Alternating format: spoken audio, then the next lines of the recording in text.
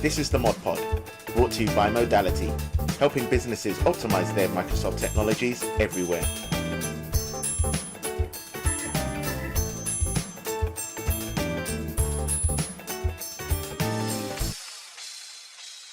Hello and welcome to episode 15 of the Mod Pod, and we have returning faces this week in the shape of Jeremy Clarke, Sales Director and Strategic Accounts, Bob Dalton, who appears to be head of almost everything but is actually Managed Services Director, and today we are going to talk about the importance of having a strategy, who you're talking to, and is it okay to swear now? I'm looking forward to that one. Right, let's dive straight in.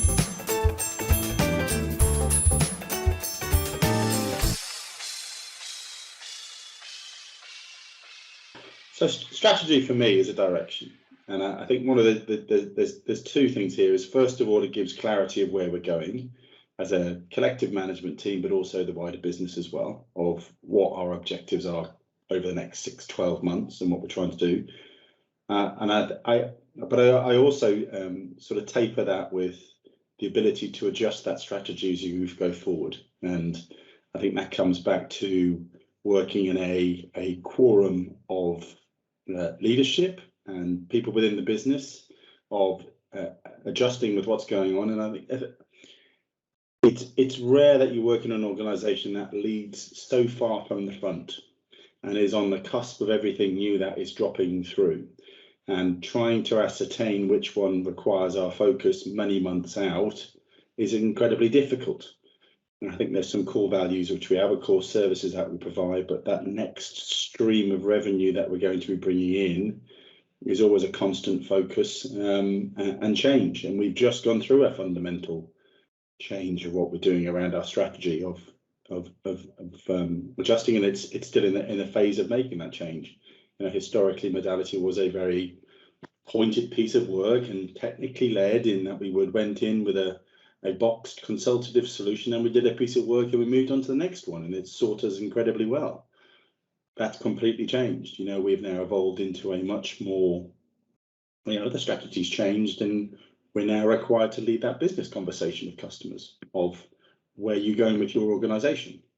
And I think that's been a fundamental shift for us, and it's been difficult to align the new people within the business to take that message forward and move forward as well as a team. So it's been interesting, but strategy for me is just clarity of vision of what we're looking to be doing over the next 12 months so that people can focus on it.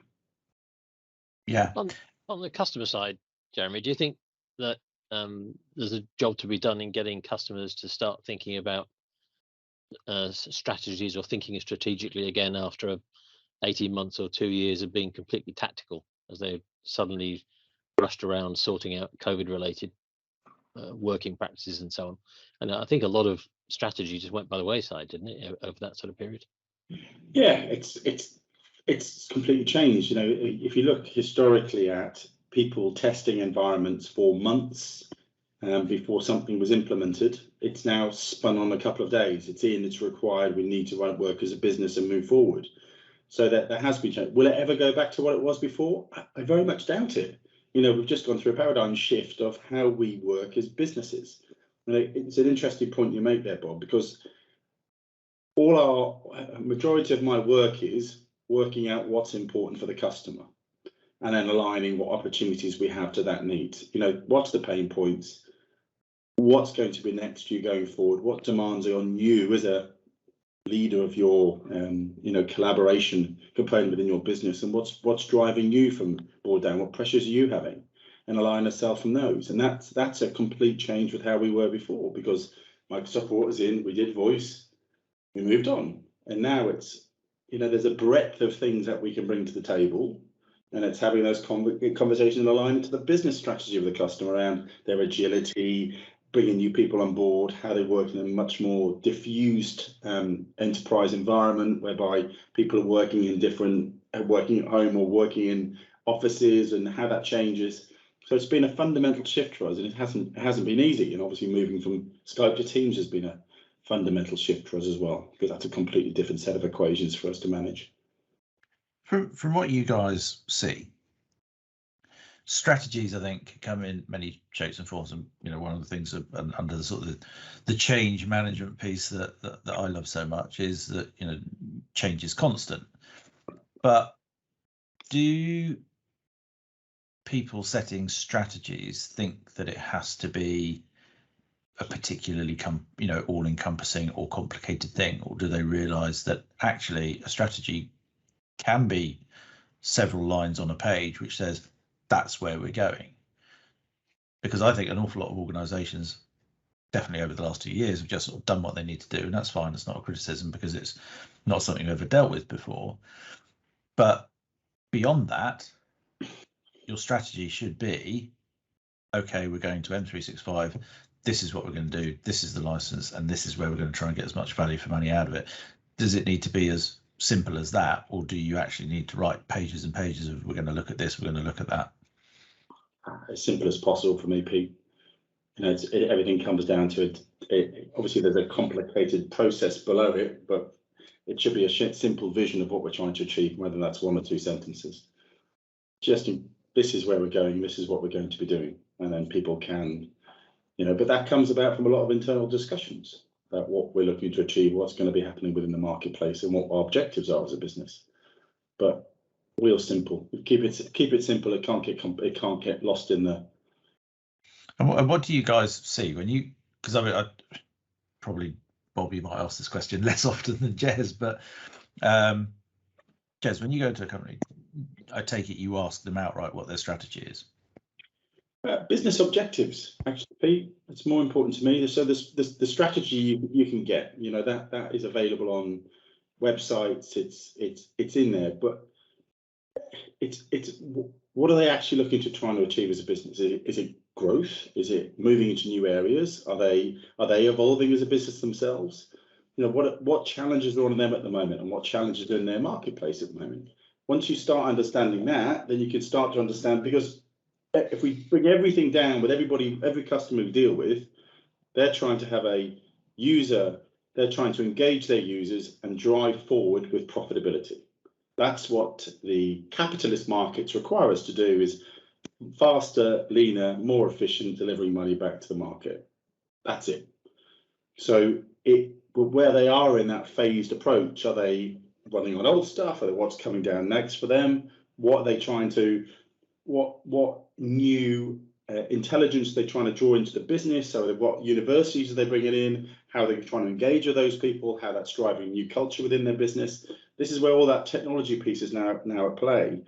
And you're trying to understand where they are, because in essence, there's a line, and we just got to find out where they are in the line, and then we can apply our modules of what we're able to help them with, because everybody's on a similar line of what they want to achieve.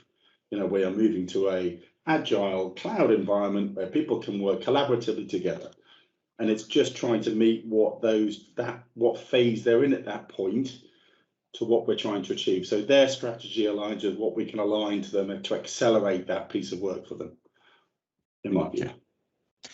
And managed services should form, I guess, part of a strategy. Yep. In theory. Is that what you get, Bob, in your world, or do you just get people who have decided I can't deal with this, therefore I want someone else to deal with it? Yeah, I think it's mixed, Pete, and I think Jeremy's absolutely right. I think you've got to keep, a company has to keep its strategies very simple, has to keep it very high level, because I don't think a business's strategy is actually to go to cloud. A business's strategy is to be more independent of large property holdings, of not having so many offices, of being able to operate across different countries. That's the actual business strategy. Going to cloud, deploying teams, that's the tooling to enable them to get to that end game, isn't it? That's the sort of outcome. And I think businesses then have to decide, do it, for instance, around IT and managed services. Do we want to retain our own capability and be able to go to somebody who's an expert? And a lot of the modality customers take that view. They have strong internal capability, but treat us as the ultimate escalation point. And then you have others for whom IT is a complete anathema. They just want it to be working. It's that always on, silent running, stable operations. Just send me a bill at the end of the month. That's all I want to know. and it'll vary depending on the client. And we have to be adaptable. We have to be able to meet all those requirements equally well and equally flexibly. Yeah, and I think there's a differentiation as well, isn't there, between what is your destination. That's where you ultimately want to get to. What Jeremy, was talking about earlier on. Your strategy is how you're going to get there, and if you're going to take that path, what happens when you come across a roadblock? How are you then going to change your strategy? So your strategy may well change depending on whether or not there's trees across the road and all those sort of various other blockers. You're going to have to be adaptable, otherwise you're never going to get to the goals. I think there's a clear differentiator, isn't there, between actually where you want to get to and how you get to it. Yeah, but I think Jeremy's right. I think there's probably a sort of mentality, going back 10, 20 years in industry, that you had to have that detailed strategic plan with all the subdivisions detailed out, the actual vendors itemized and identified, designs agreed, and then you set off. In fact, you're almost entirely guaranteed to fail if you do that, because there'll be components of that change. Vendor strategies themselves alter, so you can't go down that original path. If you keep a clear vision on what your business outcomes want to be, and then engage the right people to get you there, then you're far more likely to succeed. You're almost, if you go far too detailed far too soon, you're gonna build in components in that which will not be possible at the time, and so you'll have crosses against your plan, and that's never a good thing. And I think customers going down cul-de-sacs. That's for me that's the key thing. Is we're going to stop you having to retrench and invest a lot of money in something that's not going to work in 12 months' time. Yeah, that's the gift of what we're trying to do, and that aligns there to their strategic budget for IT, but it also gives them the flexibility as a business to adapt. A lot of businesses now are trying to provide a framework whereby they can bolt on other businesses. So there's the acquisitional piece, which is a simplified model whereby it's very easy to ingest the components of a newly acquired asset into that framework. And if you have that as, and we obviously now moving into much more vanilla, it's primarily the business you buy are going to be using Microsoft. It's more around the meeting rooms, which is that last bastion of differentiation, but obviously we can provide some components around that as well. And it's not historically as it was, and Bob highlighted there as, you needed, when we initially started this, you knew more than the customer. When we were having those conversations, you were brought in as the wizards because you knew everything about what was technically going to happen, and that fundamentally changed decades or so ago. But now it's because it's moving so fast, and there's so much flexibility. We once again have that capability to come in and appraise them on the other 300 customers that we've got, and saving them time and reducing that moment of curve. So they're looking to execute a strategy. We're coming in and helping them shorten that time to achieve what they want to do. But it all comes back to balance sheets, spreadsheets. Do they want to outsource some of those components to us? What parts of the jigsaw do they not want to manage at the moment? And they want to get somebody else in to come and do. But it all comes back at the top around budgets and cycles and what they want to achieve. Cool. Absolutely. So the answer is yes, you need a strategy, which I think we knew anyway. Yeah. and I think there's one other aspect to this, which is a bit of a bête noire of mine. I think when companies set strategies, you often get the people who do that, usually at board level and just below, will almost keep it a secret for the rest of the business. And I think that's something that we as an organization have got so much better at over the last couple of years. You've got to start treating your employees like grown-ups, and not pretend that they won't understand why you're doing things. I think when a business has set its strategies, the big important component of that is to share it. Is to make sure that there'll be some commercially sensitive stuff around there that you can't give the detail around. But if you don't share the overall strategy for your business with your teams, how on earth do you expect them to be in step?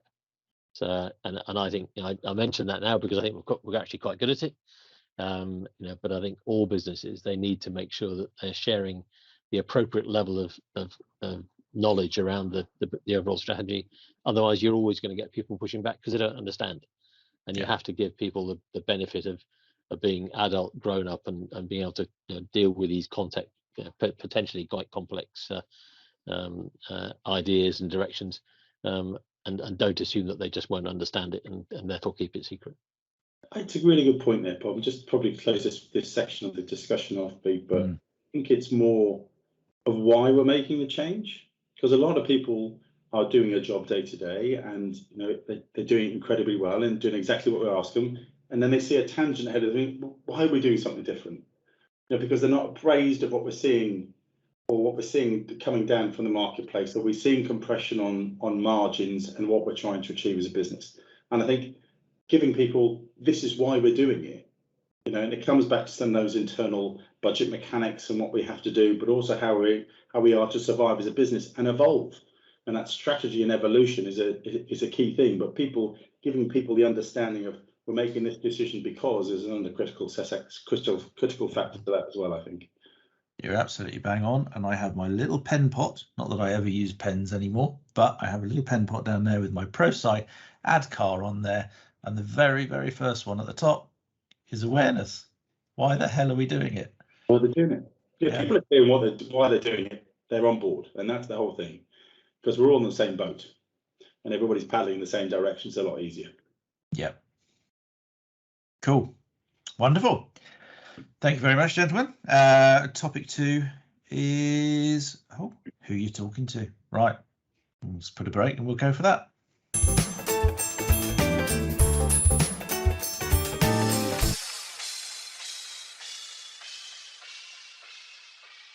Right. Do you want to intro this one then, Bob? Yeah. Okay. So who are you talking to? This relates to email. And I'm told that anyone under 30 won't know what email is these days. But but it is nevertheless, if my inbox is anything to go by, it's still utilised by a fair proportion of our business, and I think many others. And it's become a bit of a feature since I took on a wider role across NASDAQ Group.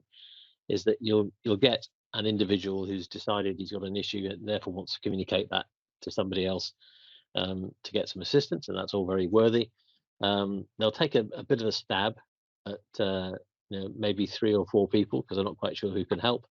Put those all in the to bar, and then because they're really, really not sure what they're going to do, they'll maybe add 3 or 4 people in the copied bar in the email.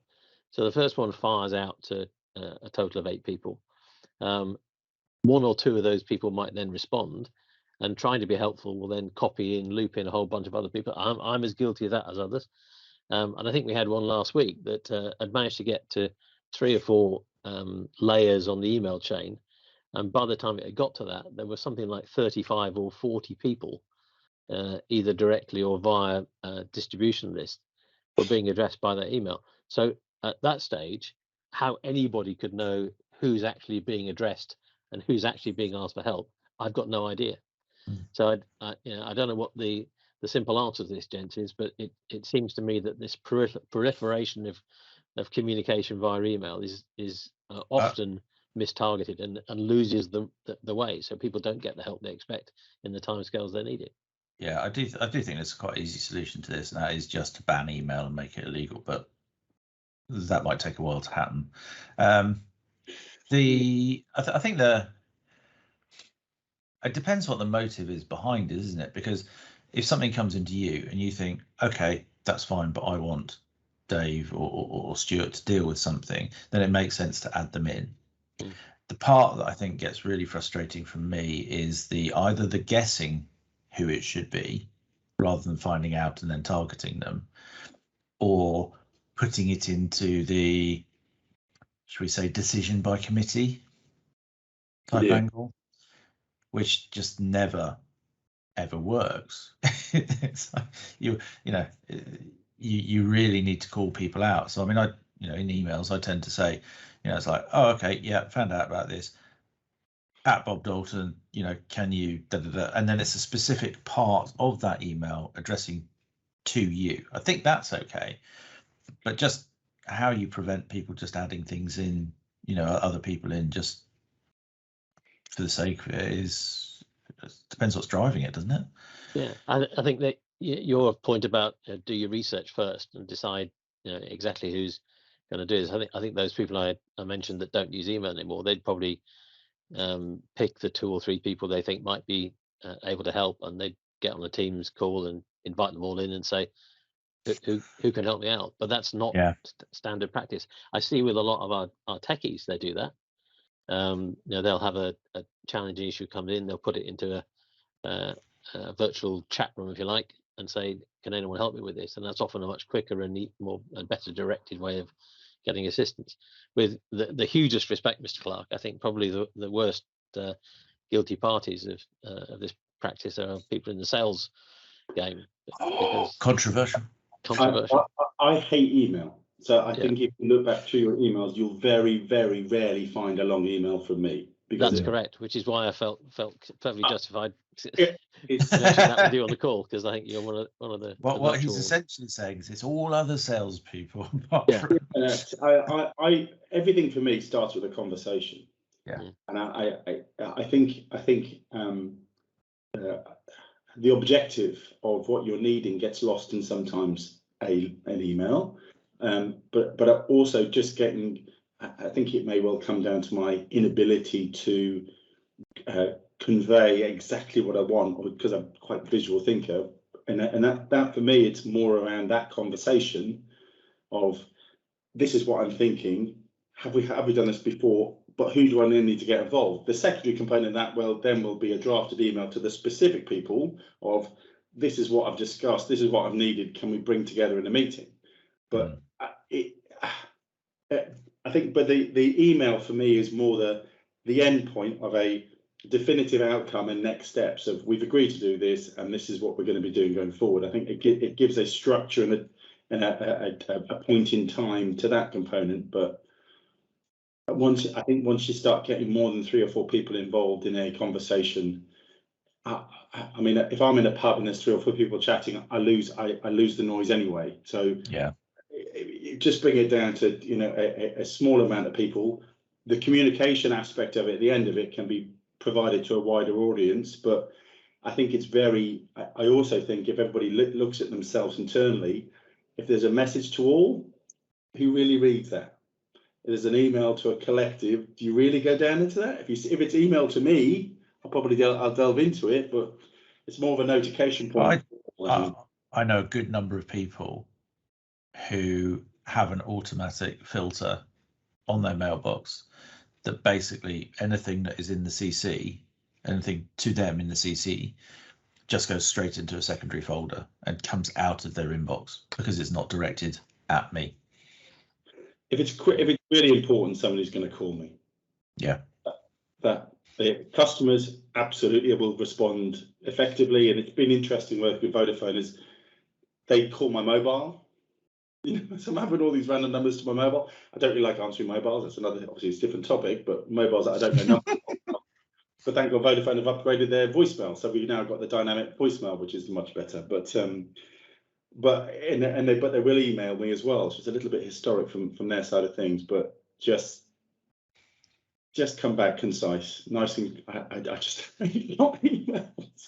As an aside, Jeremy, I love the fact that you mentioned that you're more a visual thinker, and then immediately started waving your arms about furiously when you was talking to us. I've got a very short memory span, mate. So I've got long enough here now. But if I can see it and draw it, it'll stick.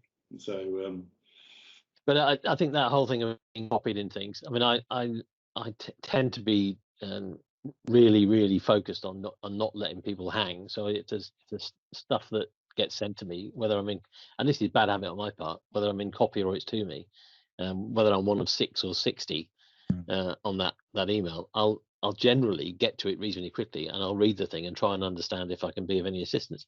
But I'm horrified to think how much time I waste in a week reading through complex emails that I can add absolutely no value to, other than potentially maybe once in 10 or 20 pointing someone in the right direction. But it must be a massive amount of time. Yeah, it's that same principle though, isn't it? If a meeting can start without you, you're not needed. You're not needed, yeah.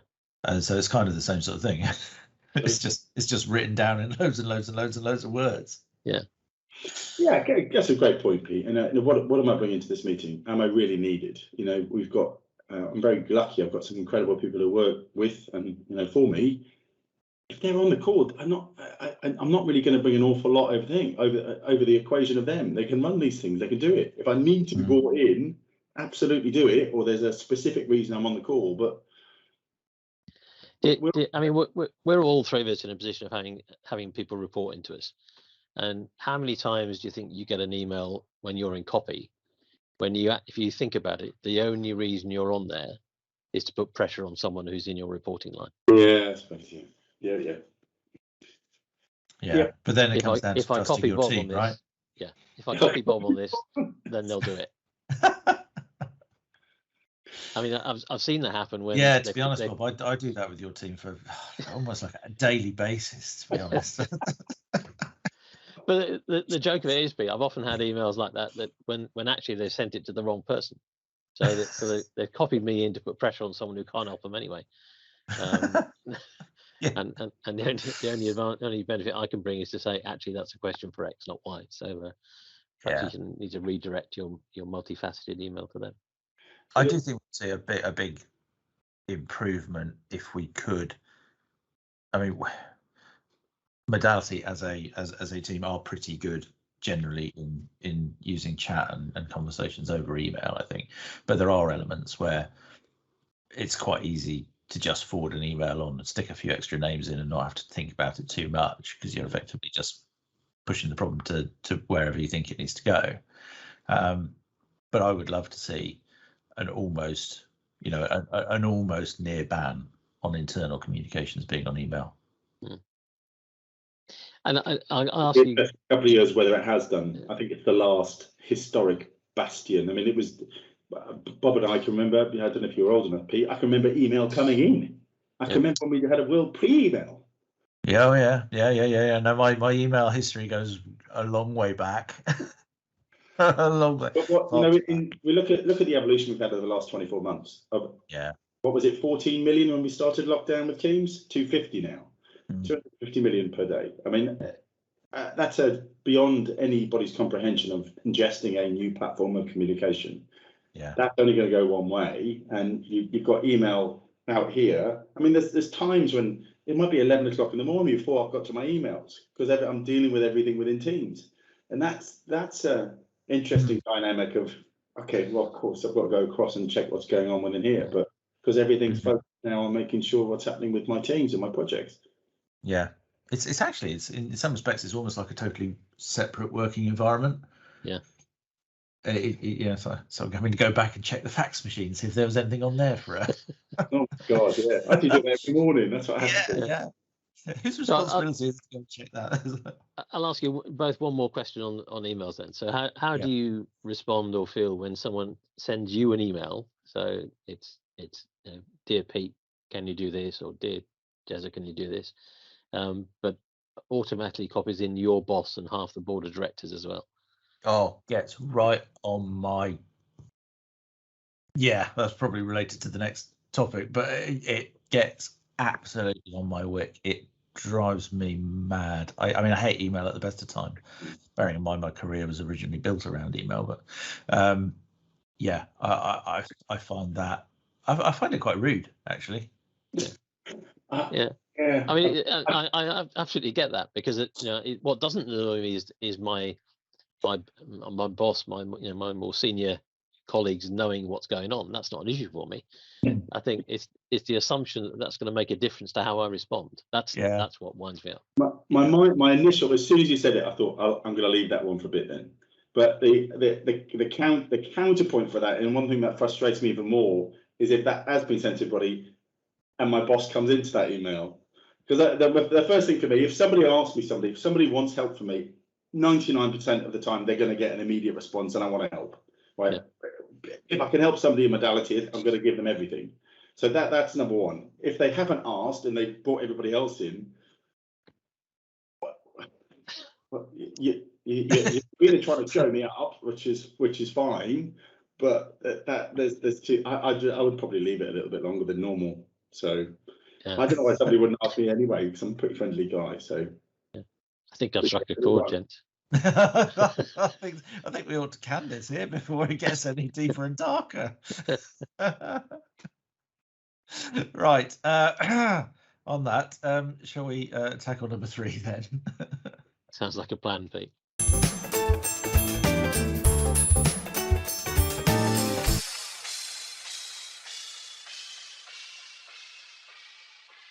So, what I want to know is it nowadays okay to well swear in the office, or is that a complete fest and a no-go? Right, hopefully he bleeps that out. So, cultures change, right? I have probably quite a colourful selection of words that I use throughout a day. And yes, there's going to be sort of elements of how you behave in front of customers versus how you behave internally. But for me, I think swearing is now probably part of who I am. And, you know, whether I'm on a consultant's call or a team call or a, you know, internal call or whatever, and depending on my relationship with customers, I do swear. Am I in the wrong? Is it okay to swear these days? Yeah, Bob, do you want to talk? Well, I just think Or it's just done it's about contextual, isn't it? I think you've nailed it, Pete. It's the context in which that language is used. And I think there are times you need to understand your audience for it to be okay, because you know you could have individuals, if you're not particularly familiar with them, you know, internal colleagues, for whom it feels aggressive if someone starts swearing and you're having the conversation goes around to being slightly critical of someone on that call. That can come across as aggressive, stroke potentially bullying type behavior, because it's a strong way of talking, isn't it? Swearing, it's all about emphasizing your point, expressing how strongly you feel about something quite often. But I think it, you know, of itself, I don't have an issue with it. I think it's in the context in which you operate, which case you're using swear words is the most important thing for me. I think with that power comes great responsibility.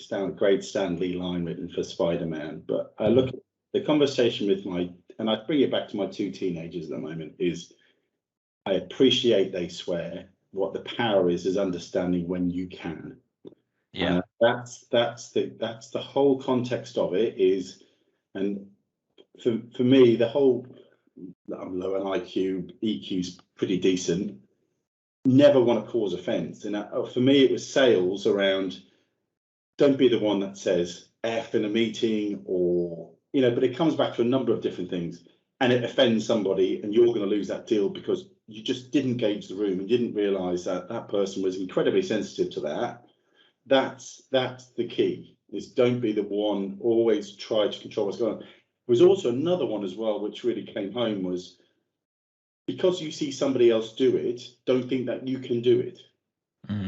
That's another balance point as well, because you just don't understand the idiosyncrasies of relationships between people in the office and how their history and stuff. And just because you saw somebody else do it doesn't mean you can. And that judgment factor. But I think once you're comfortable in what you can get away with, and it can be quite jocular as well. It can be quite jovial to put those words in at that correct moment. But I would say probably 99% of the time that I swear, it's in a jovial manner. I guess I'm probably one of those people that I swear a bit, but it's almost, if I'm upset with you, I'm going to have a much cleaner tone, and it's going to be much more straight, and there's not going to be any nasty words in it, because I'm really actually now quite upset with you. It's almost, I've got the flip side of it. But I've had conversations with there's a customer who's had a few technical challenges recently, not really our doing, but you know, we're involved in these conversations, and we had a pretty open conversation. I said, you know, they said, oh, well, this has happened. And he said, I just go, oh, God, what a complete and utter cluster, you know. And he go, and it's a one-to-one relationship. And he's got, yeah, no, I know. And that's it. It opens up the can of worms, and all of a sudden it's like a, you know, it's all over the place. But that's specific for the relationship with, you know, with those people. I think it's really important to read, as you said, to read the room. Interesting to me of, we never really heard swearing in songs when we were growing up. Right? No. It was all through commercial radio, and it was incredibly rare that you heard that unless you brought an explicit lyric 16 plus CD, which had it on.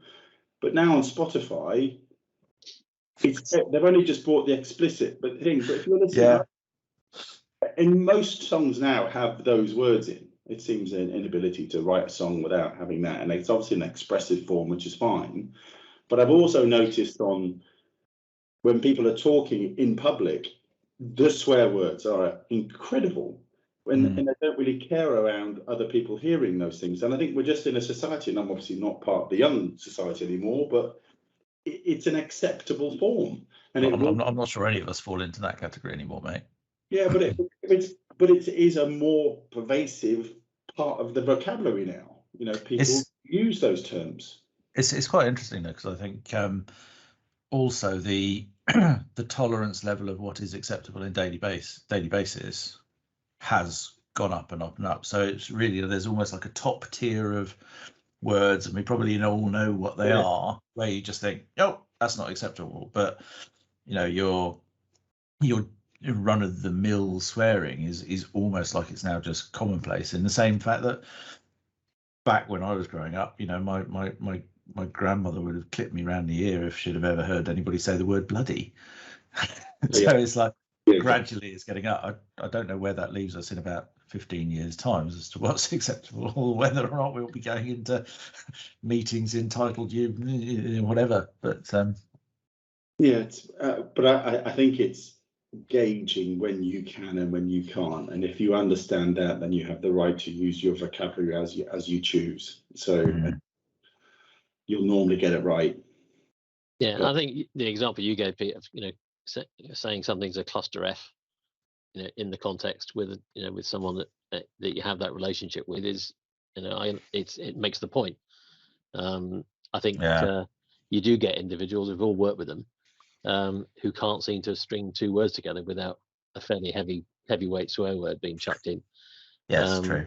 And they almost become a caricature of themselves if they do that all the time. That's what they're known for. So I think, and it also degrades the impact when you do use it. You know, I think the thing about a swear word is that it's an absolute. It's like bold, underlined, italics, and a highlighter pen. To absolutely make your point. If you scatter them around like confetti, it loses the point, really. Yeah, it does. It does. Yeah, it's all about. I think for me, it's about colouring in the, in the right places, at the right context, at the right time. Yeah. So probably not the all hands, Pete. No. All right. Well, on that note, thank you very much, gentlemen. Again, it has been incredibly enjoyable. I appreciate your input as always. So we have Jeremy Clarke, who is Sales Director and Strategic Accounts. We have Bob Dalton, Managed Services Director.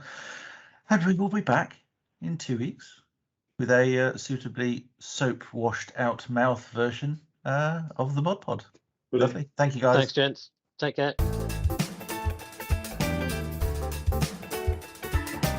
This is the Mod Pod, brought to you by Modality, helping businesses optimize their Microsoft technologies everywhere.